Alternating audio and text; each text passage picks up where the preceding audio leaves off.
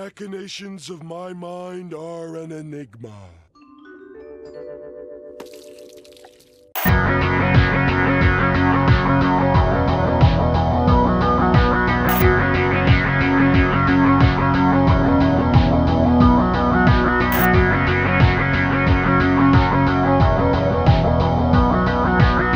Alrighty then.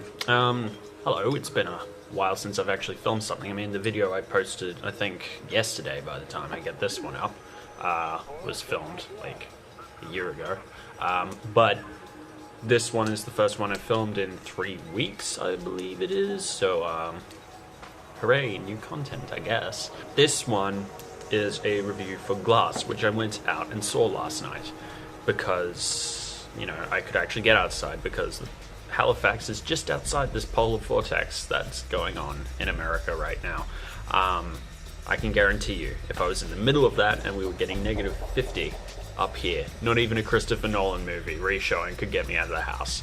I actually also wrote notes this time, which is incredible because I never do. I just go into these videos and just go blah, blah, blah, blah, blah. But, you know, I actually took the time to put together some notes this time. No spoiler section.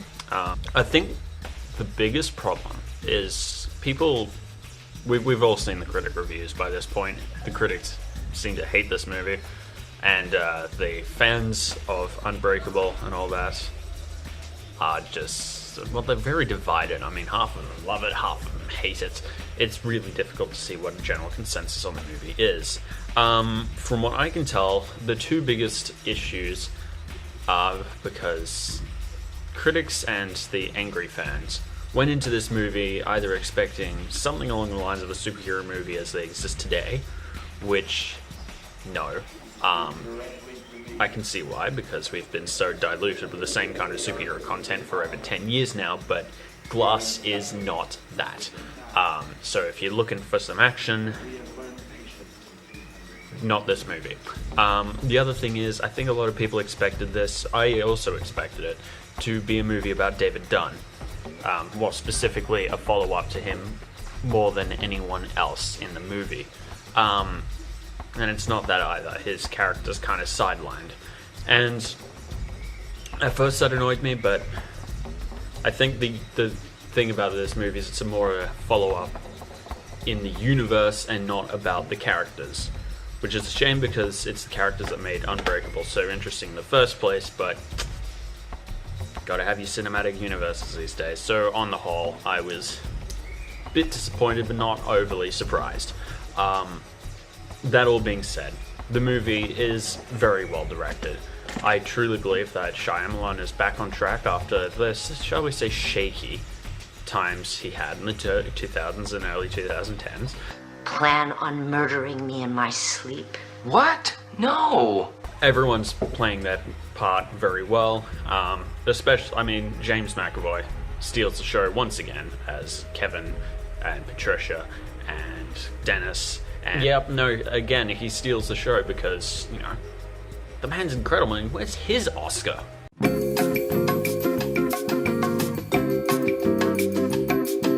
But yeah, no, I really think he should have got an Academy nomination at least for Split, back when that came out.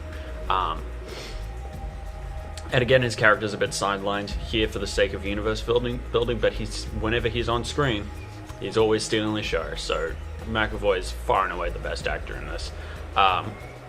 Bruce Willis at times seems to be phoning it in a bit, but I guess he can get away with it because he's Bruce Willis. Also because David Dunn's a bit more tired in this movie than he was in Unbreakable. So Samuel L. Jackson performs Mr. Glass very well. Again, the supporting cast all around are great. One of the things that impressed me the most was the fact that they actually brought the kid back who played Joseph in Unbreakable to play Joseph again in this movie. I would have thought they just recasted him, but they didn't. And respect to Shyamalan for keeping that continuity. Once again, Anya Taylor-Joy is playing Casey Cook, and again, she's very good for like the 15 minutes total she's in the movie. Again, her character was sidelined for the sake of universe building, which is a shame because she's a really good character, but oh well. The soundtrack is also really, really good because it blends bits of James Newton Howard stuff for Unbreakable, with the more scary stuff from Split, and of course a few more new things in there as well, because you can't just base it entirely off movies that have come before you. I mean, what is this? The Superman series from the 80s? Oh no, before we move on to the spoiler bit, I should actually say what I think of the movie as a whole. On the whole, I really, really enjoyed it, and I really do recommend you check it out. It's difficult for me to say whether you'll like it or not, because, as I said, it's been a rather polarizing movie. But do give it a chance all the same. Like, go in there, wipe clean your mind of any reviews you've seen of it so far. Go in there and give it a solid chance. It is a very good movie. The twist endings will probably tick you off a bit, but it's still a very good movie. I highly recommend. Spoiler time. So the first thing that really stood out to me about this movie was the opening bit where Dunn beats the crap out of those kids who are just randomly punching people on video just for the sake of views, and the whole thing about Joseph helping him track down these douchebags. I really liked all of that. The bit about Audrey, David's wife, being dead seemed a bit contrived, but I guess Shyamalan was just like, if I do that, I won't have to write another character, which is lazy, but there you go. Then of course we get the fight between the Horde and Dunn in the brick factory, which was also some very good stuff. Short, but again, the action isn't the point of the movie, so that's fine.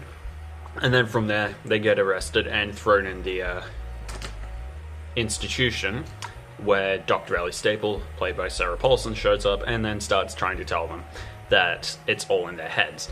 And this second act is painful to watch. Not because it sucks, because you can see the characters slowly beginning to believe what Dr. Staple is saying, because she makes cases that are, whilst emotionally convincing, they're full of holes factually, but we'll get to that in a second. But emotionally, they are really, really good arguments, and they really do convince Kevin and David that it's all in their heads and they've been making this up this whole time. And it's painful to watch that, because we as viewers know that it's not all in their heads. We know that it's all real, but it sucks to see them start to believe that they aren't what they are. And of course, Mr. Glass the whole time, he's faking as if he's sedated the whole time, but he's actually thinking and planning, because he's got a big plan, because he's Mr. Glass.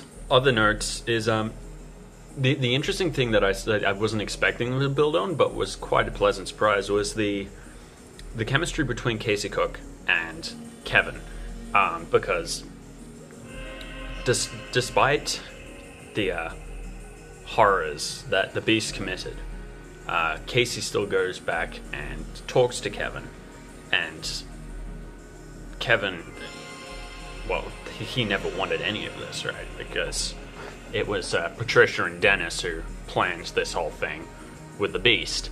But Kevin, he just wants no part of it, which, makes sense because it's horrifying. But there's a chemistry between those two that I wasn't expecting, but really, really worked well, and I like that. It was neat stuff, because they related to each other on basic level of personal experience, and again, Kevin just he didn't want any part of it. He just wanted it to all go away. And yeah, so I really like that. And now I guess we should talk about the twists, because you can't talk about a Shyamalan film without talking about the twists. Now, the first one was pretty obvious to me when I saw it. I mean, yeah, duh. Kevin's dad died on East Rail 177. I think once you see the twist ending of Split, where we find out that it and Unbreakable are in the same universe. The detail of Kevin's dad leaving on a train. It's a blatant clue, and it blatants. So when that happened, I was just like, kind of, yeah, duh. But I think that was just Shyamalan's point. He throws us a twist that we're like, oh yeah, we could have put that together, but it still need to have it confirmed. And then he throws another one at us, like. See, I pulled a sneaky on you. Now, the second twist is the bit that everyone is super angry about, and I get it.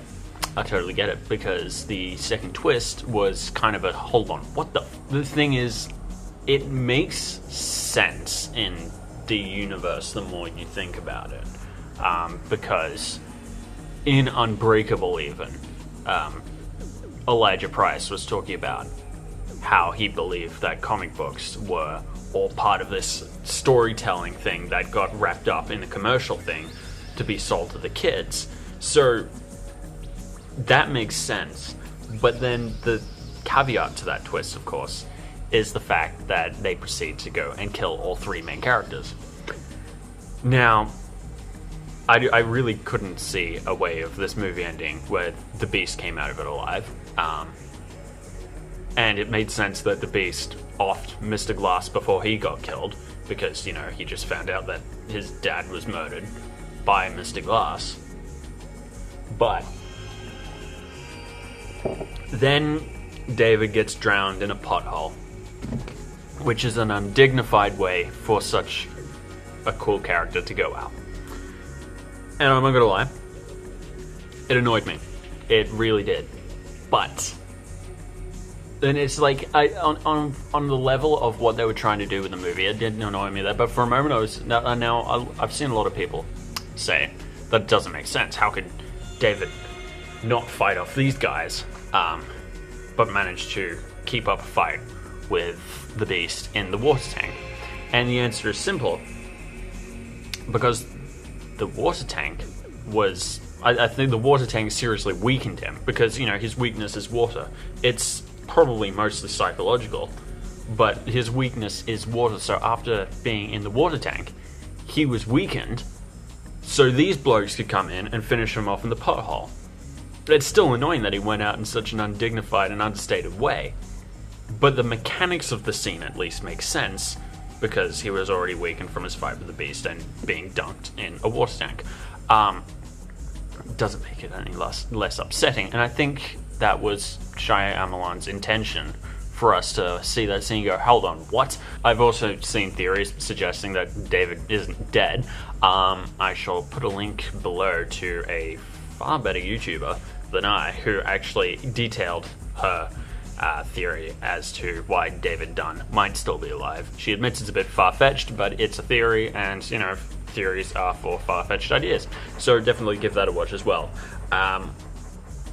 Speaking of people dying, Kevin's death was a surprisingly emotional bit because of the sudden chemistry he and Casey had, because Kevin, who's been fighting against the Horde throughout the movie, because Casey's trying to convince him to just come out and stop it and fight against it. In his last moments, he's finally able to hold the light, and he was saying, yes, I will hold the light until I die. And that was actually seriously emotional stuff, and I was not expecting that. And I really liked that. Once again, Shyamalan pulled a sneaking on me. So that scene was really effective. And then the scene where Mr. Glass dies and his mother's like, why didn't you plan for this? Was also super effective, because as we later find out, yes, he did. And again, I've seen people ask, okay, so if these are Clover people who walk in and shoot up our heroes and then wipe all the evidence is so thorough, why didn't they notice the live stream? And the answer is, because Mr. Glass is really, really clever. I mean, we saw in Unbreakable how he manipulated his way to meeting up with David's wife to try and manipulate her into believing that David was a superhero. We saw how easily he manipulated himself into David's life. He knows what he's doing. He is super clever. So it does not seem like much of a stretch to me, especially if he's been in this institution for 19 years. Doesn't seem like much of a stretch to me for for him to be able to figure out not only how to stream everything that's going on in the cameras to a private server, but also how to disguise it well enough for these Clover blokes to not be able to see it. It makes sense to me, at least. I mean, I might be missing a detail here that makes it all silly, but as far as I saw it in the movie, it makes sense.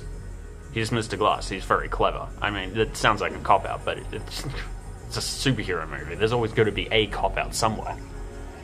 The ending bit of the three characters who are connected to the three main characters, like Joseph, Casey, and Elijah's mother, all sitting together as the world finds out that superheroes are real. That was a really good scene. And then the end credits start rolling. And I like the detail in the end credits, actually, of bits of Unbreakable and Split playing in little shards of glass as the end credits roll. Stylish. Well, it's one of those moments. I think that's actually probably one of the biggest gripes out of this movie, because Shyamalan puts a lot more into the style of, like, look at me, I'm Shyamalan, aren't I clever? And less into the substance of the movie. That's my biggest gripe with it. I'm not usually one to complain about style over substance, because, you know, sometimes it works, but it works less so here, and that's a shame. But I still really like the movie. So that's my thoughts on that. I will also be putting out reviews of Unbreakable and Split at some point in the near future, because I feel like having now watched the finale of the trilogy, I should talk about the first two in the trilogy, and why they are better movies than this one. And again, that's not really a knock, given that the first two in this trilogy are exceptional, and then the third one is good. Like, I don't believe it was ever going to be as good as Unbreakable or Split, because, well, it just wasn't. I mean, can you imagine if Christopher Nolan followed up The Dark Knight with a movie just as good as The Dark Knight? That was never going to happen. So, yeah, as I said earlier, definitely go watch Split if you haven't yet. I mean, if you haven't yet, and you've been watching through this, you've just listened to me spoil the movie for you. But still, all the same, go see it. And yeah, here's that obligatory speech about that like and that subscribe button. I'll be back with more content at some point. I don't know when. But yeah, I will see you all later.